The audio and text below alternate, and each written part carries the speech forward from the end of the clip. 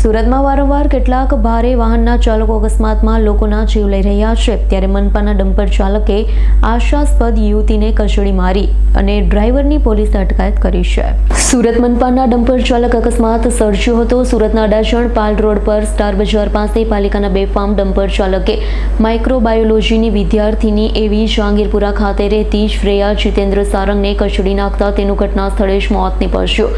બનાવની જાણ થતાં પોલીસ કાફલો સ્થળ પર દોડી ગયો હતો. જોકે પરિવારજનો દ્વારા આક્ષેપ કરાયો હતો. પોલીસ 1 કલાક જેટલો સમય વીતી ગયો ત્યારે આવી હતી. સ્થળ પર માત્ર ટીઆરબી જવાનો જ હાજર હતા. અકસ્માત કરી ભાગી રહેલા પાલિકાના ડમ્પરના ચાલક અહેમદ હુસેનને પોલીસે ઝડપી પાડ્યો. તેની પાસેથી ડમ્પર પણ કબજે લઈ તેના વિરુદ્ધ કાયદેસરની કાર્યવાહી હાથ ધરી હતી. સર, પહેલા તો આપણું નામ. મારું નામ જયદીપ અગરવાલ છે. આપણે રહેવાનું ક્યાં? મારું રહેવાનું છે તાલવાડી રોડ. સર, આ કઈ જગ્યા પર ઘટના બની હતી અને શું ઘટના બની હતી, પૂરો વિગત આપો. આ ઘટના બની હતી સ્ટાર બજારના પુલ પાસે. મારી બેન છે, મારા ફ્રેન્ડની બેન છે.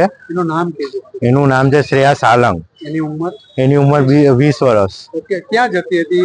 એ બેન મારી કોલેજથી આવતી હતી ને જેવી રીતે પુલ ઉતરતી હતી એવી રીતે એસએમસી નું ડમ્પર એમને બહુ ગંદી રીતે કચડી ગયેલું છે ને મારી બેન એકદમ ધીરે સ્પીડમાં હતી તો બી એને બહુ ગંદી રીતે કચડી ગયેલું હતું ને પોલીસવાળા બી 1 કલાક એમ્બ્યુલન્સ આવી ગયેલી હતી તો બી 1 કલાક લગીન એમ્બ્યુલન્સે એને હાથ બી નથી લગાવી ને પોલીસવાળા બી બહુ લેટથી આવ્યા ને ત્યાં ઉભેલા ટ્રાફિક કર્મચારી જ હતા ને એક મેટ્રોનો સ્ટાફ હતો. એ જે ડમ્પરવાળા જે ડ્રાઈવર હતો એને પકડો. એ ભગતો હતો ડમ્પરવાળો ડ્રાઈવર, એને પકડીને રાખ્યો. Bureau report S9 news Surat. અમારી તમામ માહિતીથી અપડેટ રહેવા માટે જોડાયેલા રહો S9 ન્યૂઝ સાથે.